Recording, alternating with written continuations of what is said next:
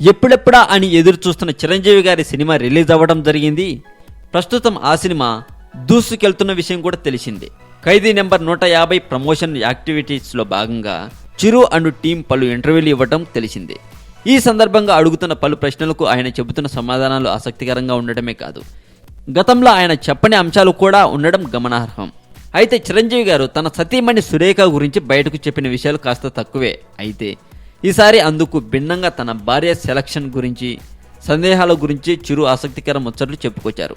ఖైదీ సినిమాకు కాజల్ను హీరోయిన్గా ఎంపిక చేసుకున్నప్పుడు చిరు ఇంట్లో చాలానే చర్చలు జరిగాయి అన్నట్లు చెప్పారు. కాజల్ను ఓకే చేసే విషయంలో చిరు కొంచెం తడబడుతూ చెర్రీతో ఆడిపాడిన అమ్మాయితో నేనా అన్న ప్రశ్న కూడా వేసుకున్నారట. అయితే కాజల్తో కలిసి దిగిన తొలి రొమాంటిక్ లుక్ రిలీజ్ అయ్యాక చిరు సతీమణి అయినటువంటి సురేఖ గారు భలే సూట్ అయ్యారని కాంప్లిమెంట్ ఇచ్చేశారట.